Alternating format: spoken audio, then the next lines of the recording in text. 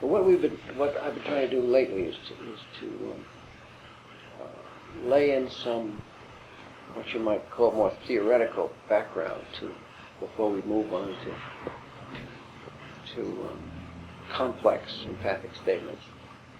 The reason being that I'm trying to make more compelling the interest in these statements. And to that end, I've been arguing that one of the sources of psychiatric sectarianism, and the endless disputes in our field, comes from the unreliability of our methods of observation. That not only is there no quantitative measures, not only is there false or misleading data, someone else's urine, as we call it, but also there's the observer effects, the artifacts of our work, which is so powerful. And I'm proposing to make anyway, haven't quite gotten to it yet, but proposing to make the perhaps extravagant or grandiose claim that by the use of some of these newer methods, the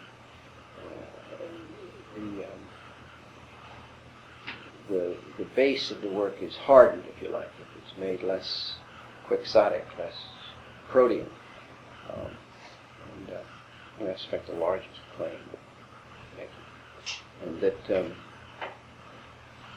putting it a different way, as I started to say last time, some of the assumptions that the schools have made in order to deal with the complexity of psychiatric, psychological data, some of those assumptions can be avoided.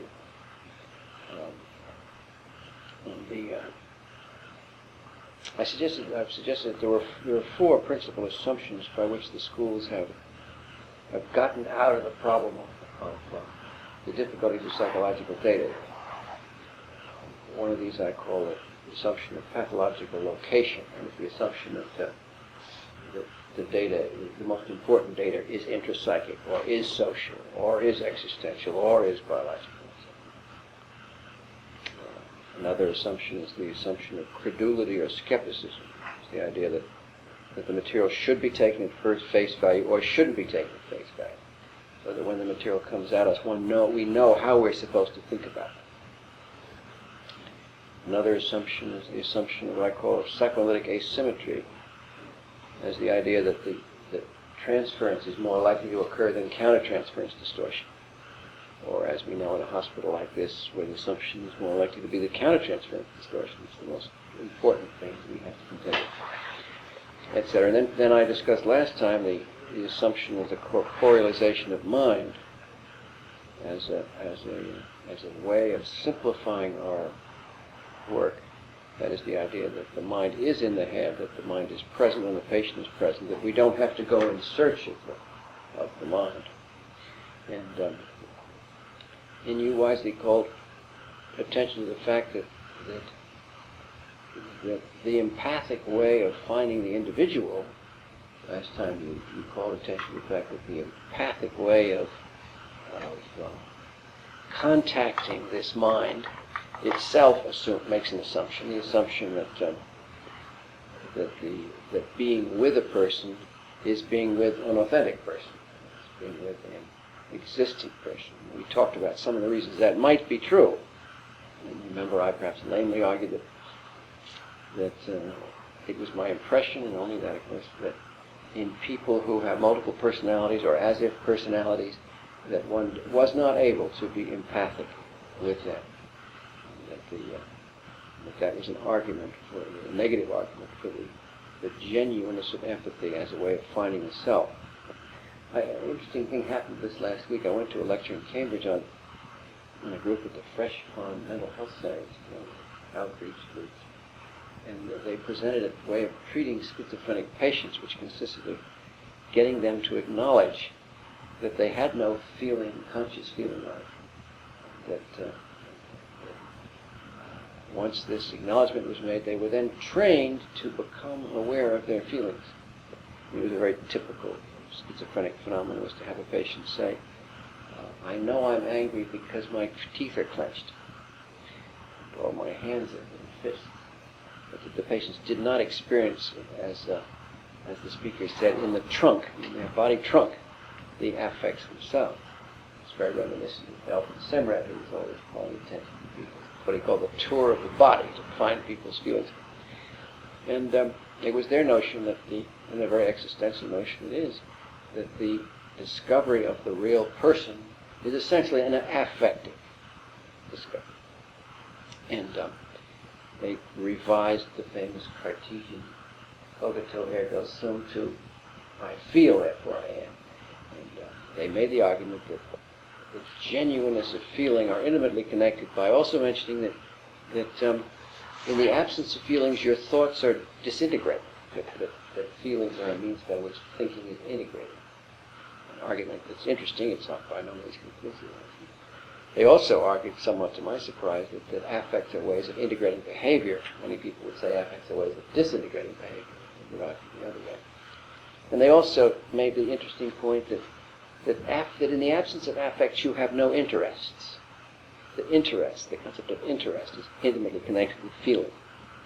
And that interestless people are affectless people, and they're people whom we can't find in terms of their investment anyway. Well, I just mentioned that in passing because it was a curious coincidence that this somewhat existential notion should have showed up from a source where I didn't even know it existed. Although I think it is true that the more you pick up things, the more general the existential interest seems to become. In any case, that was the assumption that empathic work had a special claim on the reality of the self, on the authenticity of the self, or the existence of the person. And as you, I think, wisely said, that is an assumption itself. Now, the reason that I make so much of that problem without having a claim to solve it, the reason I make so much of the matter of locating the person, I think I have to spend still more time on. My general scheme includes the idea that psychoanalysis, in its classical sense, is a special case of psychotherapy. And by that I mean that psychoanalysis, which does not itself, in its classic form, does not pay attention to the problem of existence, takes existence for granted. That is something we have to deal with. And what I'm suggesting to you is that we can arrange the psychological treatment, so to speak, on a continuum, at one end of which is coma, the treatment of coma, you might say, in which, as a sort of paradigm of the treatment of a bodily disturbance. I mean, there isn't an interest in existence. There's an interest in life, but there isn't an interest in existence as such. And at the other end, I would put psychoanalysis where I would argue that the criteria for analyzability implicitly include a full existence already being present.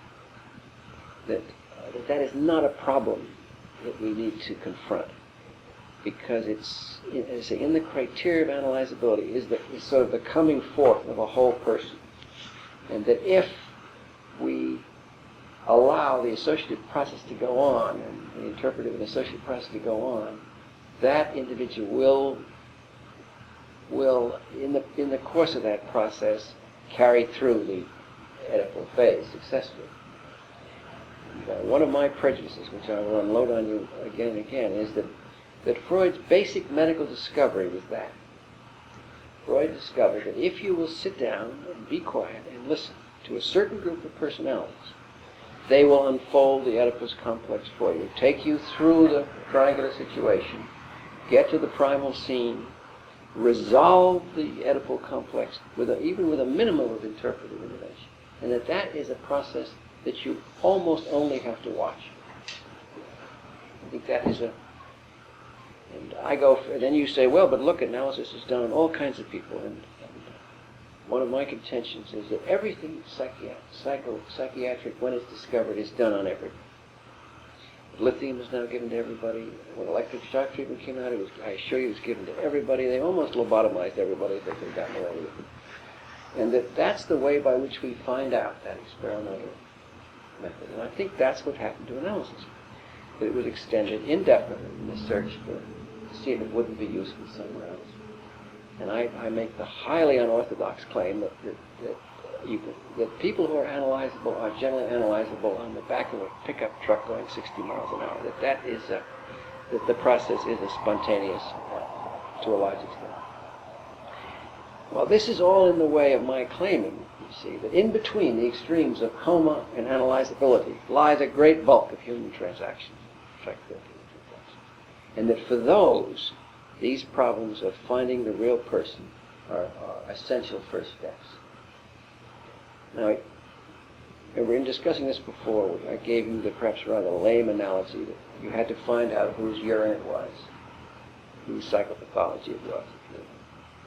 And I mentioned last time that there are those patients who don't even know that they're bringing in someone else's urine. I mentioned that folie à deux is perhaps the standing instance of that. That is the passive personality who is under the influence of an older, generally paranoid person and presents, often with delusions, not of their own, when they turn out to be narrowly transplanted, shallowly transplanted delusions from some older person. And I don't think I discussed Charcot last time, did I? I did. And there, as an instance of an extraordinarily clever person who got fooled by essentially a false self-presentation of the hysterical syndrome. Well, that is meant, of course, to persuade you, or at least to start to hopefully, partly to persuade you, hi, David, you poor thing. Sorry. We don't have a stiff enough chair. If we don't sit on that couch, you'll be dead.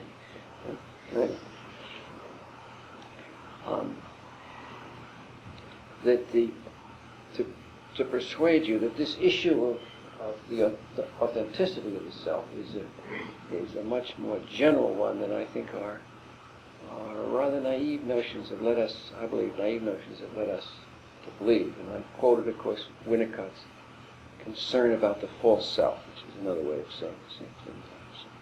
That is, he thought that we too often encouraged the false self by not attending enough to the issue of true or falseness in the self. By the way, if you ask yourself, why is it that this sort of point of view should wait so long? What makes it possible for this issue not to come up early in psychoanalysis? Well, in fact, it does come up early in psychoanalysis. Jung, Adler, Rank, the three great dissidents in psychoanalysis, all had an interest in this issue to some extent. But it was sidetracked by Freud's insistence upon taking a point of view which was much more directed to the collection of mental content as opposed to the verification itself. And Erickson too, and most lately, of course, Kopa, all bring attention back in one form or another to these more holistic conceptions of pathology in the sense of the self. But I think myself that the historical reason for these people being at best able to shake or splinter the central psychoanalytic movement, and never really diverted from its course, is this major clinical finding of the spontaneity of analysis of some forms of Oedipal neurosis. I think that's the empiric.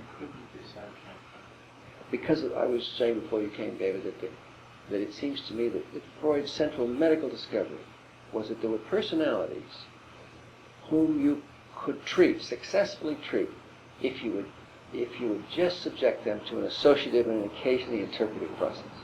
That you really didn't have to worry about the authentication of the self. You didn't really have to do very much, in fact. Then be quiet and let this process unfold. Given the transference neurosis. Given the personality of this kind. Which is? Somebody on the edge of an Oedipal resolution.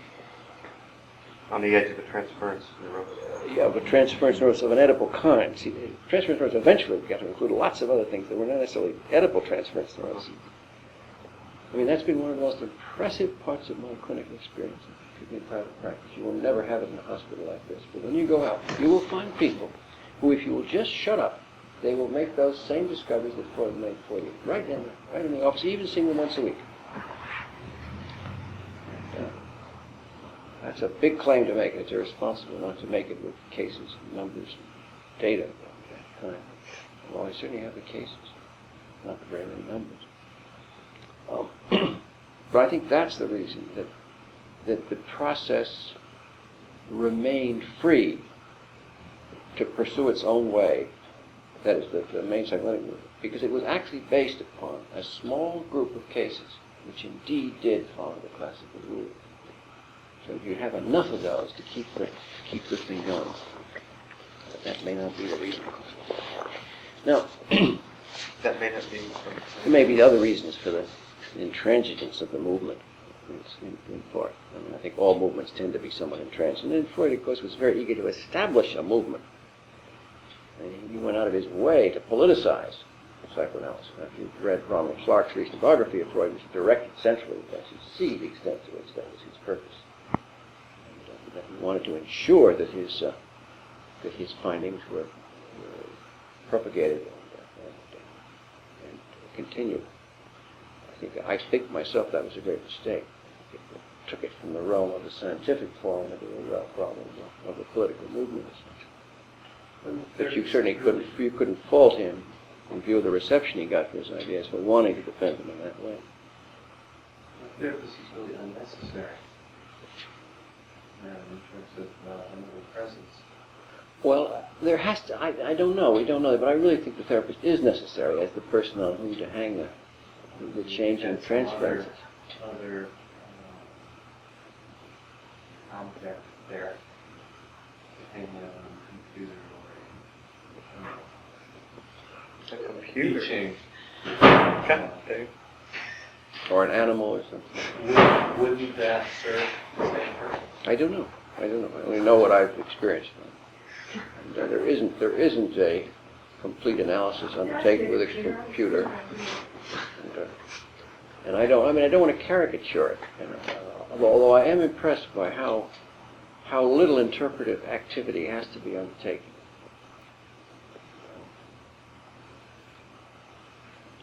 And it's conceivable that these things are going on spontaneously all the time in relation, not just to people, but animals or other objects on whom the projections can be made. Well, anyway, but my central point, of course, is that I'm arguing that the bulk of psychotherapeutic events, activities, interactions, transactions, whatever you call them, take place between these extreme points of coma and analyzability, between the twin poles of non-existence and a relatively manifest existence. Well, let me go on, and we're going to cut this short tonight anyway, because I didn't know we were supposed to start at 4:15 from now on, and I didn't arrange my schedule to keep me back. So we'll stop as usual. But can I ask one question first? Is the capacity for self-reflection some sort of node between those poles, or is it even necessary for therapeutic? anyway, it'd be hard to define what one meant by that. Self-reflection. Psychological mindedness. Or to establish some part of yourself that comments on your Another former self part, or other parts of yourself. Ego splitting. It seems like a critical thing, doesn't it, analysis? Does that already denote a substantial self? I mean, a relatively intact existence which can reflect on itself? I would think the existentialists would argue that it would. Unnecessary. It might be the necessary feature for analysis, and might be a necessary feature for relatively ignoring issues of existence, for having them been already transcended. Just a certain point of differentiation.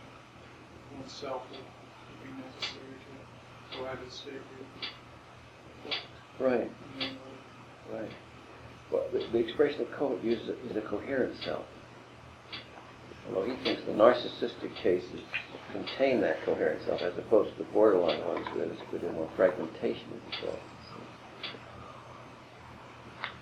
My understanding of it was that there was something different, differentiation between the ego and the various functions that the ego carries out, including observing itself, and the concept or the notion of a self, which is kind of a togetherness, a cohesiveness Mhm. of person that sort of vertically is the fabric Mhm. of the ego and the fabric of the psychic structures. Right. Well, that would be that fabric is either more or less together, Right. more or less cohesive. Well, that would certainly suggest something of the same kind.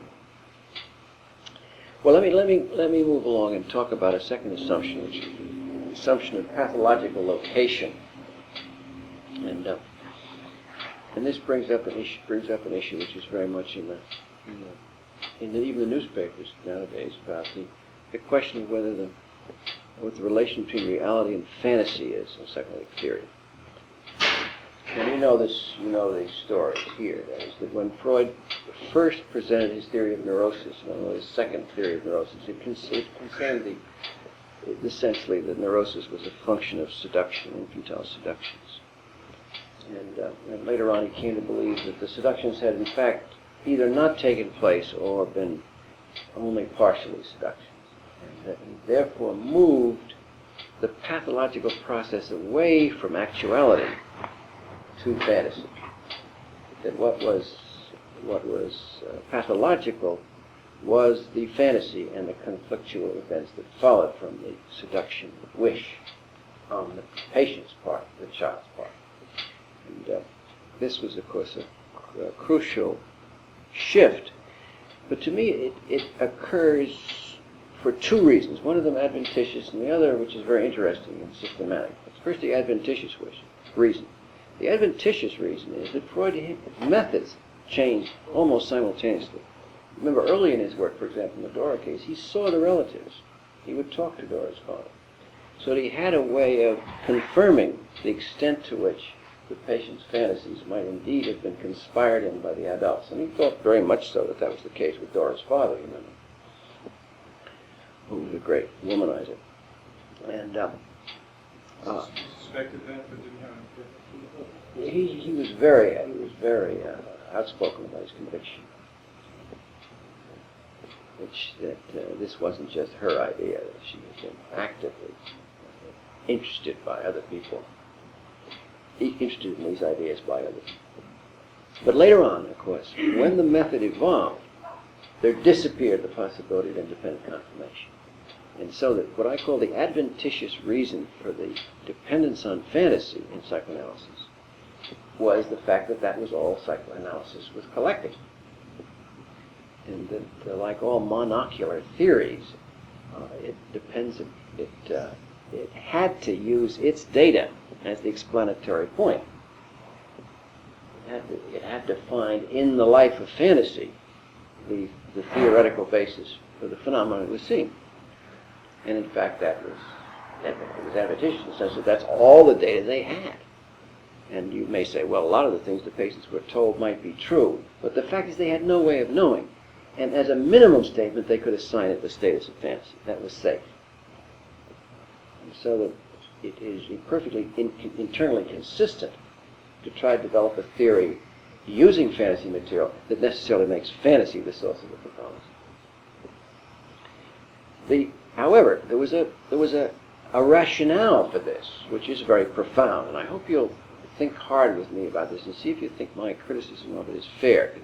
In all your work, in all your supervision, you come upon this notion, and it's a very powerful one.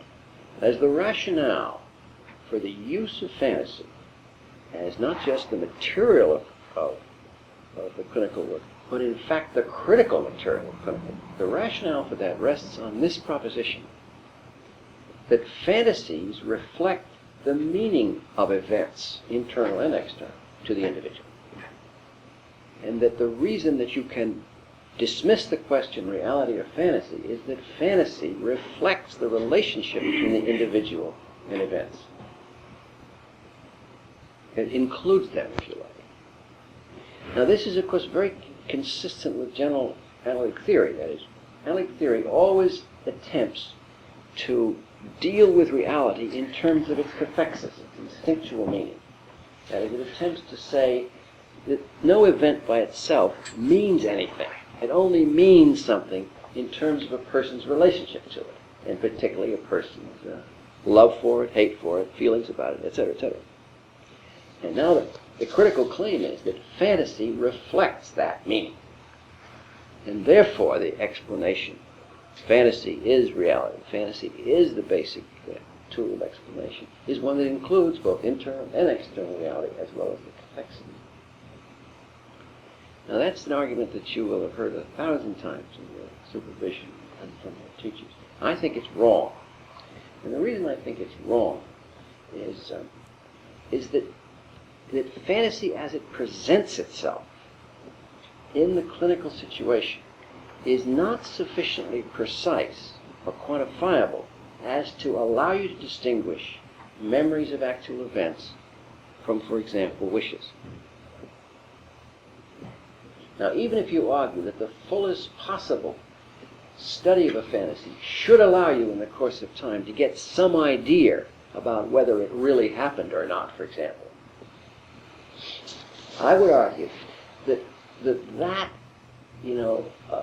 fuller exploration of the fantasy so that she began to find out whether indeed the wish was, for example, fulfilled, still didn't allow you one decisive piece of information. It didn't, on the whole, allow you to know, or certainly not to be certain, as to whether the experience the person had was initiated by the person or initiated by someone from outside. Now, when you come to ask yourself, how is it that psychoanalysis can convince us, as it has most of us at some point in our clinical lives, that the study of fantasy alone was sufficient to reveal the meaning of events? I think I have to anyway, refer to a feature of Freud's character that sets a limit on the understanding of the place of fantasy. I think that Freud was a supremely independent individual. If he'd been an American, you'd call him a rugged individualist. He was a man who really experienced life not on his own terms, but in terms of his own impact on life. And I think the idea that many people, perhaps the bulk of humanity, gain their fantasies not only from their wishes, but because of the imposition of other people's fantasies or act on them, was something that he would have found very difficult to believe. That is, that internally generated wishes toward parents is to him a concept that was fully understandable, but that the parents might indeed impose their own wishes on the child, which would then appear equally much as fantasies, but not necessarily reflect the existence, if you like, or the selfhood of the child. I think that's something that he would have found difficult to believe. Some people have argued that he himself was the subject of infantile sexual abuse, and that therefore it might have been a defense against that. But that's a somewhat interesting but ad hominem explanation. But knowing what we know of his adult personality, I think he would have found it difficult to see the patient as such a passive, imprinted source. Another way of saying it is that he wouldn't have gotten along with B.F. Skinner, right? Who represents the other point of view at its extreme point. He was an instinct psychologist because, in fact, he was an instinctive man in part, perhaps. Well, you see the point I'm making, that the reason that I think it is unsatisfactory to dismiss the statement, or to use the typical psychoanalytic maxim, reality or fantasy, it doesn't matter. What matters is its meaning to the patient, and fantasy is the index of the meaning to the patient. The reason that I think that is an unsatisfactory formula is that it does not allow us to distinguish in everyday clinical occurrences what the source of the fantasy in fact was. Well, I hope you will put that in your bias and reflect on it for me, because it's a very vital part of this whole presentation of mine. You see, I'm accepting that fantasies may arise internally, but that they may also arise externally. And in that way I'm combining, in a certain sense, social psychiatry and psychoanalysis. Does it matter more to understand the origin of the impression than to understand its meaning? Well, I think it matters, scientifically I think it matters in general, but I think it also matters clinically. Because if your assumption is, and this is true of pretty much the orthodox analytic position in general, if your assumption is that the origin of the fantasy is internal, then if there are, as I firmly believe there are, patients whose fantasy life is essentially transplanted from outside, it may be because of external seduction, something like that, or for other reasons, identification. If those fantasies are then assigned to you as your own in the treatment, by your assumption that the fantasy must be internally generated, then you have again destroyed the person's autonomy. See what I mean? In other words, if one of my problems is that I believed what they told me, and you come along and tell me that my thoughts are my own, then essentially what they told me is now that their thoughts were my own. Right? Then essentially you're confirming their position about me, and you're destroying my autonomy. And you couldn't fail by a stronger measure. It couldn't fail by a stronger measure. Well, right. So you're placing successful empathy beyond even understanding the meaning of something. Right. That indeed it might, and this is also another assumption, it might allow you, although I think there are other ways by which you might do this, it might also allow you to determine what the source of the fantasy was. But I wouldn't depend on it for that. I would there depend more on interpersonal method, where my description of the fundamental role of interpersonal method is that everything is a fiction until proved a fact. So that whether or not this fantasy is yours or someone else's, I don't know. And I suspend that notion. It's equally, in that way I think I will avoid the confirmation of an idea of being yours when it isn't yours. Thus, it could be that every mother has a sexual interest in their child. Mm-hmm. And what's the kid supposed to know? Right. And how do they know whether it's theirs or hers, right? Especially in a symbiotic state, right? Clinically, you will struggle constantly with this, the issue. I'm going to present some clinical material later about patients who bring you in the problem as to whether the feeling they're having towards someone initiates in them or in someone else. And that's a very interesting issue. And again, where an attitude of what I call rugged individualism would necessarily make you responsible for the feeling. And I don't think that's fair. I think it's dangerous. There's an obverse problem too when you believe that what they're telling you about their mother's intrusive behavior and forcing your thoughts on them. Exactly. If Maybe you just side with them on projections. that, you might be prolonging the same projective process. Right. Well, that's a very good illustration of one of the central things, the basis of one of the central things that I want to say, and that is that if you belong to one of the schools, you have to take a position on that. And one of the things in what I call my attempt to instrumentalize psychiatry, what I mean is that any one of those attitudes should be available to you, but none of them should be compelling. It may not be projective, it may be true. It may be true, that's So it, the but you question don't is, know. Yeah. You don't know. How can you tell? Right. And as time goes on, I'll present different clinical cases in an effort to the process of finding out. And one of my ways of saying this is that as soon as you accept these possibilities and take up the classical attitudes as instruments rather than as beliefs, then what I say, which is a quotation really from Wittgenstein, which is that the basis of the work ceases to be that of knowing. And that's equally crucial, that you don't know. That the knowing process may eventually occur, but or at least some approach to it that you take up then a much more skeptical attitude in this conventional today. I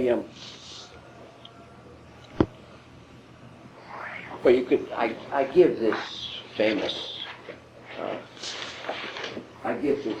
business of Freud and the reality fantasy as an example of the problem of pathological location. Right?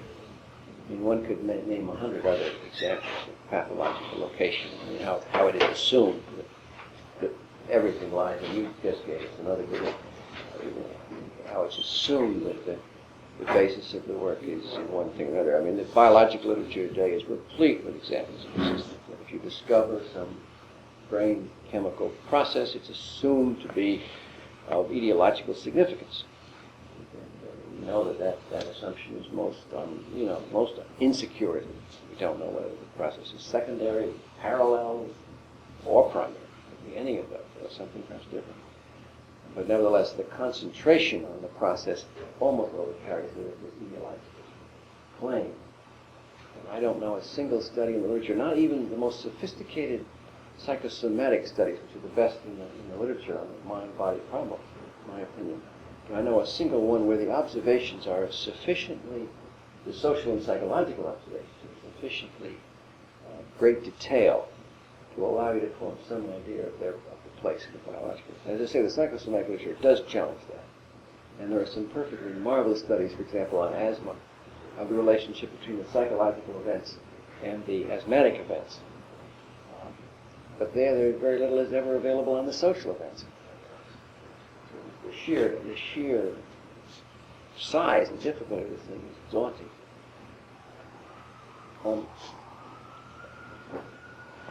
I wanted to close this with just a few remarks. We're all getting tired. And that is to mention another one of these assumptions. I mentioned corporalization of mind, pathological location. A third one that is I think, of very great importance is what I call the assumption of credulity or skepticism. That is the idea that you can make, that it simplifies the clinical field if you believe what the patient tells you or if you don't believe what the patient tells you. And you can look over the psychoanalytic textbooks, for example, and it's striking the extent to which they divide up this way. When you take a book like Ralph Greenston's Technique of Psychoanalysis, and he makes the utterance, which you've heard me quote before, that the analyst must receive the utterances of the patient with belief, even to the point of credulousness. And what he's essentially doing then, I think, is setting up a kind of empathic alliance with the patient. It's a kind of a partial merging with the patient for that purpose of establishing one. On the other hand, if you take a textbook like Lundberg's or Menninger's or one of those, you see a radically different point, that nothing that the patient says should be taken at face value. And this, of course, leads to Jung's famous accusation against analysis that because the patient is pitted against the analyst is pitted against the patient by this constant search for unmasking. And now, what I would argue is that neither point of view has behind it a kind of a general theoretical basis. In other words, it's probably determined more by temperament than by any particular claims of the material. But that because and you see how this relates to what I've been talking about, the false self, because we don't know whether what the patient presents is genuine, whatever that may mean, people are driven to either accept it or to not accept it. So that the problem of existence, genuine existence, intrudes itself and forces what becomes a kind of tropism on the therapist's part to either believe or disbelieve. And again, my extravagant claim is that what I call existential and impersonal allow you a little more leeway in coming at that problem. Now I mentioned instrumentalism. You see if you think this is crazy or not.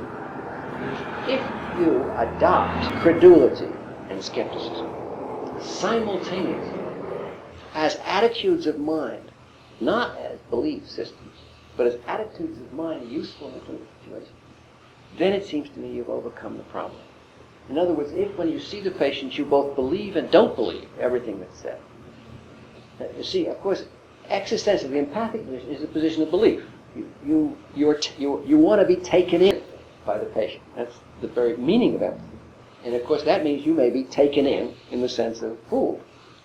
Now, what I call the fundamental rule of interpersonal work is the exact opposite. Everything is to be seen as a fiction until it's proved a fact. Now, I'm arguing that it's psychologically possible to adopt both those attitudes at the same time. Both to be taken in and at the same time to be disbelieved. And that the only reason that's a hard notion to accept is that we've so much felt that we should take a position on it. We've had to take one. But I think you find that as you work clinically, it's perfectly possible for you to both believe and disbelieve, both to be empathic and yet not know. And that seems to me the solution to the problem of credulity and skepticism. I've talked about the contrast of Kohut and Kernberg here, right? In the Kohutian point of view being so empathic, so accepting, and the Kernbergian being the exact opposite. And my thought that the reason for debate between them is in part because they get different data when you adopt different attitudes. And so you get from the Kohutians all kinds of things about love, identification, and the rest of it, and you get all kinds of things about hostility and conflict in the Kernbergian. And it's no surprise in view of that one goes at the patient empathically and the other goes at the patient skeptically. Now that's I don't know whether that makes any headway with you. The notion that you could adopt two perfectly diametrically opposite attitudes at the same time. Are you familiar with the story of the blind man and the elephant? One version of it, maybe another. Just a comment. Right. An elephant came into a village of blind men, and each of them examined. Some discovered his legs and others trunk, some ears, and each reported what this miraculous new animal was. They couldn't agree. One said it was like a tree, firm and scaly and round and gray. Someone else said, no, it's like a trumpet, and so on. There were those who thought it was a flying bird. But each was sure. Can you give me another story which would pursue that metaphor, that analogy to the point where the blind men could see, right? If they could adopt diametrically opposite attitudes, do we find a metaphor that would say that? Is that binocular vision? I don't know enough about binocular vision. Do you see what I'm looking for? That's in the story of Flatland. Flatland? What is the story of Flatland? The story of Flatland is the story of a two-dimensional world. Maybe somebody else says this. I don't recall the details. I'll read the book. But it was written by a physicist in the early part of the century to illustrate to those who were having trouble grasping the four-dimensional continuum what it might be like for people in a two-dimensional continuum to try and imagine that continuum in which these skeptical physicists imagine themselves to be existing in the truth. There are certain things that appear to be strange and paradoxical in two dimensions, which if you were to hop out and see in a tree, would be quite obvious. And that the binocular vision does give us. It goes from flat to the illusion of the truth.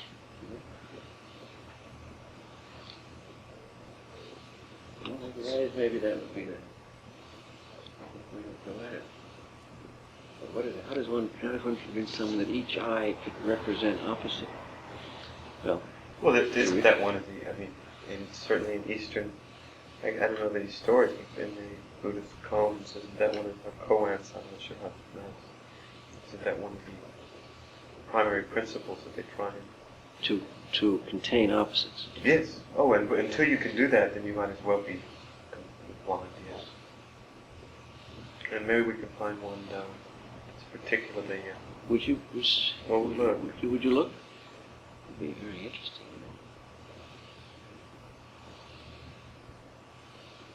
Variation might be not blind men, but men who could see, who knew that it was an elephant, and who, though, could close their eyes, feel the elephant and pretend for the moment, pay more attention to their perceptions and what they're feeling, and know that could they, if they willfully suspended disbelief, could be let loose.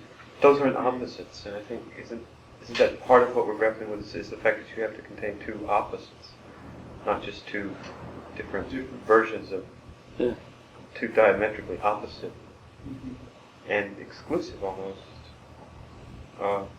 ideas, and keep working or keep doing what you're doing.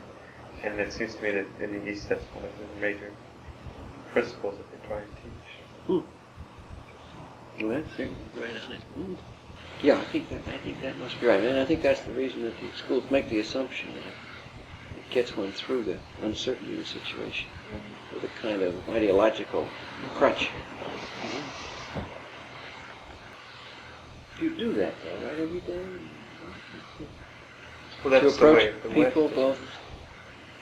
Is that not the way of the West? That there be one way, one way of things being, one true way, one correct way, and the others are not. I mean, that duality, isn't that something that we've been the heirs of for centuries in the West? The great chain of being, the one path. The way, the truth, and the light. I mean, I don't know much about these matters, but it seems to me that's one of the major differences between Western philosophies and our science and the Eastern philosophies. And our modern physics, as David was pointing out I think a few times back, has forced us to deal with these paradoxes. I'm not sure if we could find an example of opposites that had to be contained within one physical law, David. Well, the idea of velocity and place, location. Which had to be abandoned. But prior to that, we assumed that if something was a particle, it was not a wave, and if it was a wave, it was not a particle. So there perhaps is... It's a similar thing. That takes us pretty far.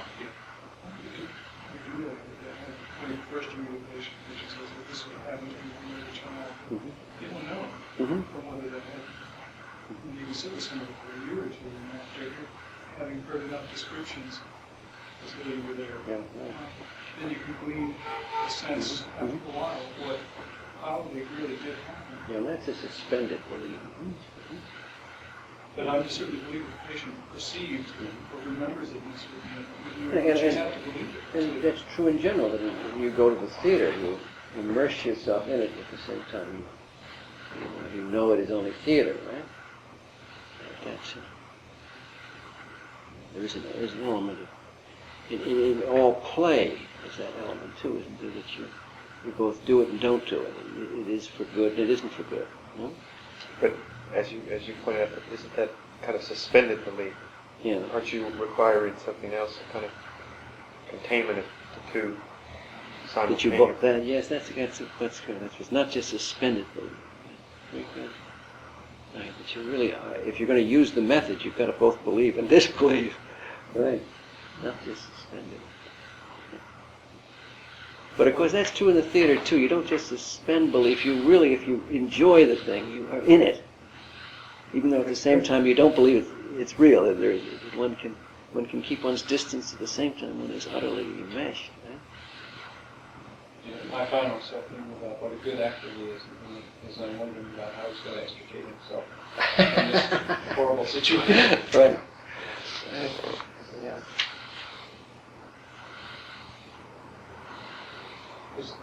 There's still one problem that I don't see.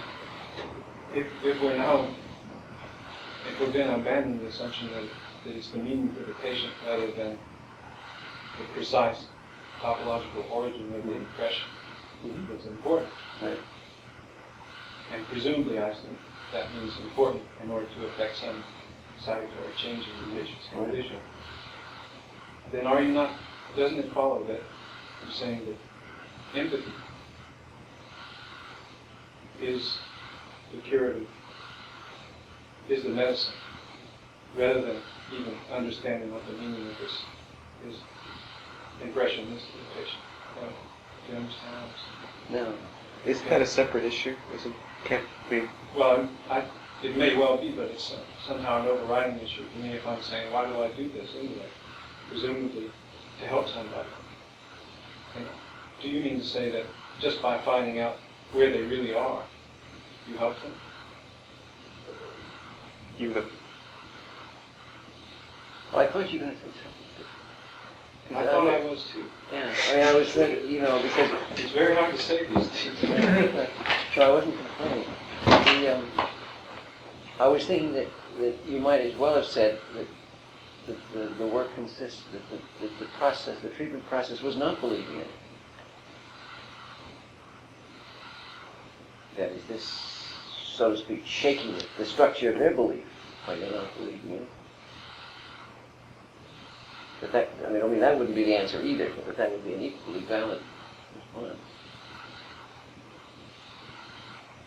I mean, give two applications. If somebody's difficulty was that they believed wrong things, right?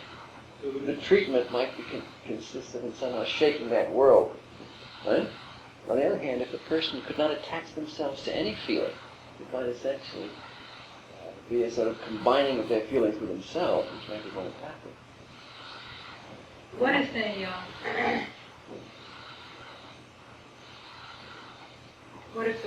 they believe the world is the way it really was for them, and they're literally, and that's not the way the world is for most of Mm-hmm. people. Say that again? Well, it seems like one way of looking at what people say when they're psychotic, or when people are. Sometimes I think what people say when they're crazy, what you call delusions, probably aren't crazy. They're probably true. It's just that I had the good fortune not to grow up in a situation where the things they were saying were true. But you mean that they're metaphorically true? It might even really be true.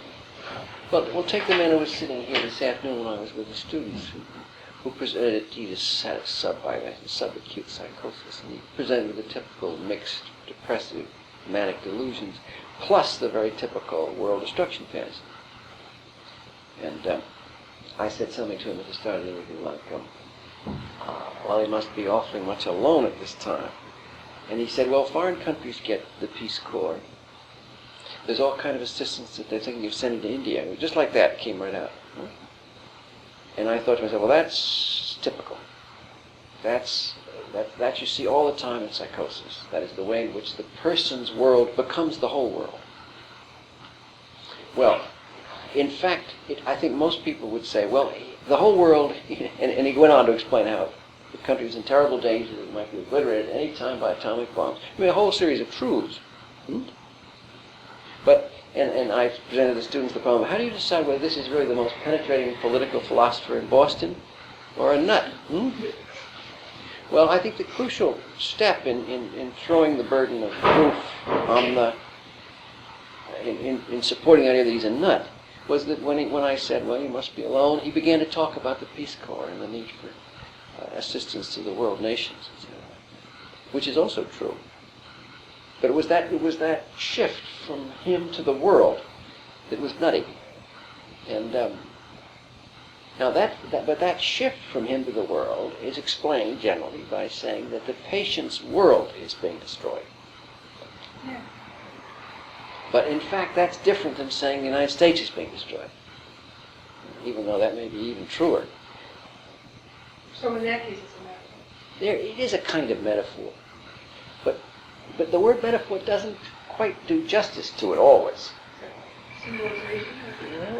How would you put this? My favorite example is from, I'm always talking about the Adelaide Johnson material, where the patient comes in, a young man comes in with an hallucination that he's being pursued by an enormous spider, which is holding knives.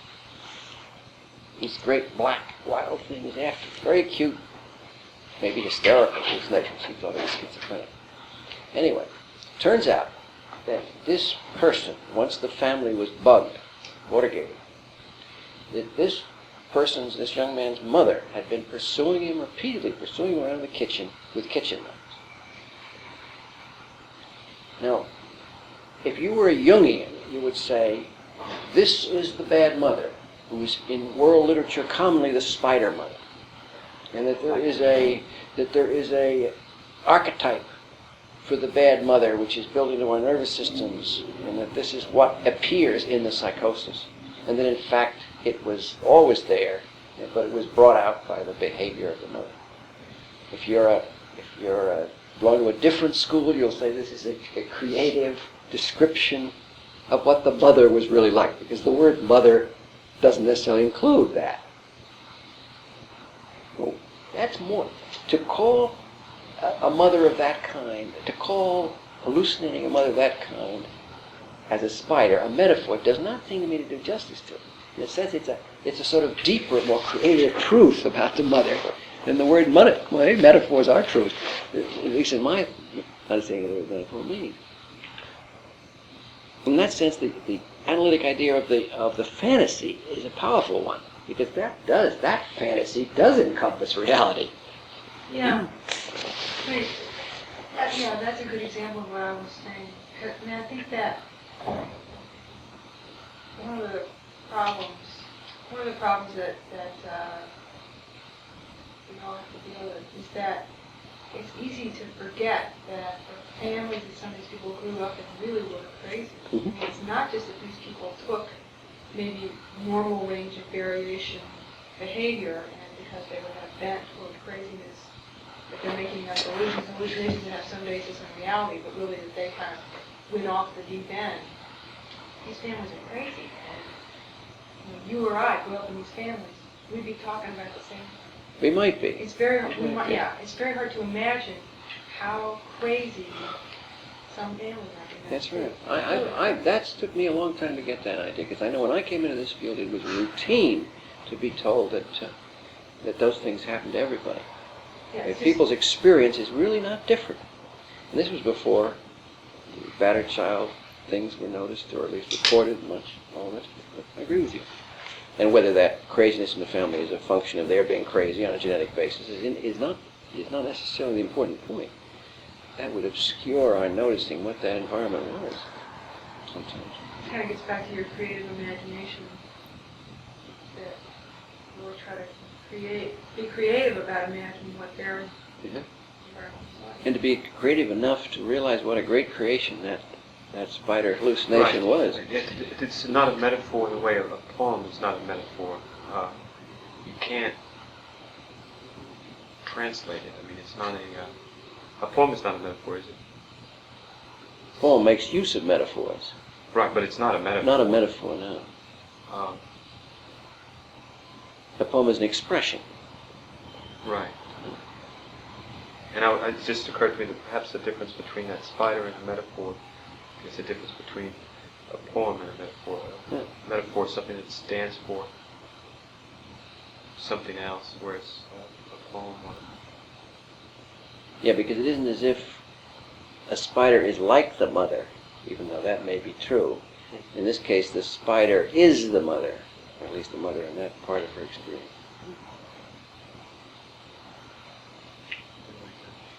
I have another particular question. When you're empathizing with a patient who is unable to distinguish between reality, every word I use is problematic here, but whose problem seems to be that they can't tell the difference between what actually happened and what happened in their imagination. The quintessence of psychosis, as I understand. When you're empathizing with the patient and you're there with him at that problem, and he's asking, was my mother making me unable to think anything bad about her? Or did I just assume that I couldn't because it might hurt her? Am I incapable, of seeing her as separate from my thought picture of her? Or is she incapable of leaving me alone to my thoughts? So if I've reached this point with the schizophrenic patient, and I find myself at least facing a fork empathic road here, how do you determine at that point when to be empathic is truly not to be able to distinguish who's the rider and who's the horse? Let's see if I can state that again. I understand what you mean. That is, the question is whether my inability to imagine this woman, for example, being bad to me, is a function of my idealization of her on an intrinsic basis, and a function of her unwillingness to allow any criticism of her to be voiced. Is that what you mean? Yeah. Where do you go? Well, why not? Well, great question. I've experienced that myself. Well, I'd say you stay with both. I mean, that we don't know. And if from moment to moment, in fact, it may be both. I mean, there is a great tendency, in my experience, for people to idealize their parents. And especially they don't have really much rational rubbing up against them. Sort of give and take way to retain those idealizations. At the same time, there's also a lot of evidence, and perhaps more commonly in schizophrenia than anywhere else, that the parent will not allow an independent expression about a child. So it is pretty possible both are present, and how much in any situation is going on. I find myself, if I understand what you mean, sometimes making double statements, by which I mean in which both points of view are presented. Could you give an example of that, say, in response to the situation? I don't recall that I made a double statement about this particular thing, but what I see if I can invent something off the top of my head. Be saying, I would use what I call these imitative statements that I talked about. I did talk about imitative statements, right? That I would say things like, is it that I need her to be perfect, or that she can't stand me to criticize? You know, try to represent what might be his own confusion by that. Speaking for him, both sides, saying both sides.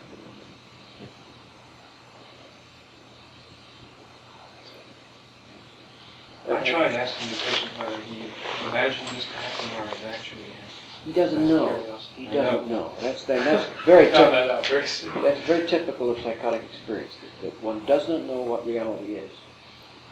I mean, you said the same thing. It's a banality to say that, but it's a felt thing, and you can't figure it out. That's why I think confusion is such a feature of psychosis. But you really don't know which end is up. So my question, though, is that you empathize with the patient when you feel that. You're as aware as he is that you're looking in the mirror and don't know if it's you or a reflection. But what you're doing for the patient, though, is presenting two possibilities that could contain the resolution of the problem, even though you don't know which one is who's acting at which moment or both sides. So once you get with them, you try and move a little bit. Well, you're trying to get with both sides of the conflict. But how does Again, that lead to a when I talk resolution? about complex empathic statements, something like that. Because we know that all a simple empathic statement will do will be to take you with one state of mind. Now, obviously, that isn't anybody. That's why That's why I really had this long interlude about existence in the person, because simple empathic statements, but they couldn't possibly carry to a person. Obviously, in many states it might have made it. So you're going to have to move to some other forms of utterance which allow that to be the case. Be with the person. I've got to stop. If you don't mind, I'm worried about the pavement. If I don't get there on time, I might well take off. Would you start us off next time with that? Okay. Give my rudeness. That's okay.